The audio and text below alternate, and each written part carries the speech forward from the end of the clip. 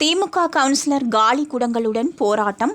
15 நாட்களுக்கு ஒருமுறை மட்டுமே தண்ணீர் வருவதாகவும் 1 வருடத்திற்கு மேலாக கோரிக்கை வைத்தும் எந்த ஒரு அதிகாரியும் நடவடிக்கை எடுக்கவில்லை. திமுக கவுன்சிலர் காலி குடங்களுடன் பொதுமக்களுடன் போராட்டத்தில் ஈடுபட்டு வருவதால் பரபரப்பு.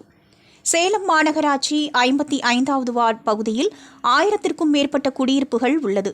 இந்த பகுதியில் 15 நாட்களுக்கு ஒருமுறை மட்டுமே குடிநீர் விநியோகம் செய்யப்படுவதாகவும் 1 மணி நேரத்தில் தண்ணீர் நிறுத்திவிடுவதால் அந்த பகுதி மக்கள் தண்ணீரின்றி அவதிப்பட்டு வருகின்றனர்.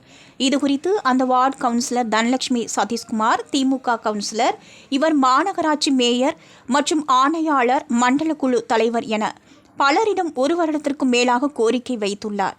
ஆனால் அதிகாரிகள் எந்த ஒரு நடவடிக்கையும் எடுக்காத காரணத்தினால் இன்று 55வது வார்டு திமுக கவுன்சிலர் தனலட்சுமி சதீஷ்குமார் காலி குடங்களை தலையில் வைத்து பொதுமக்களை திரட்டி போராட்டத்தில் ஈடுபட்டார்.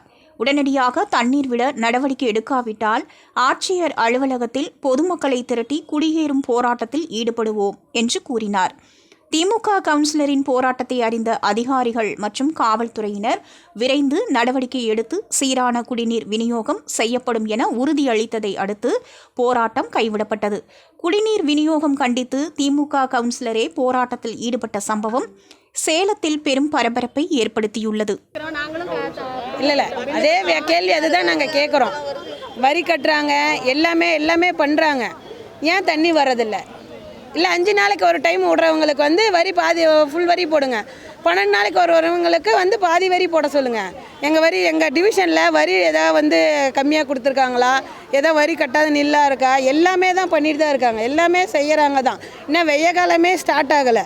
வெய்ய காலத்துக்கு முன்னாடியே 12 நாளைக்கு ஒரு டைம் தண்ணி வரும்போது, வெய்ய காலம் வந்ததுன்னா மாதத்துக்கு ஒரு டைம் தான் தண்ணி தருவாங்க. போர் தண்ணி பைப்பும் அதிகமாக எங்கள் டிவிஷனில் கிடையாது. நல்ல தண்ணி நம்பியே வாழ்கிறாங்க.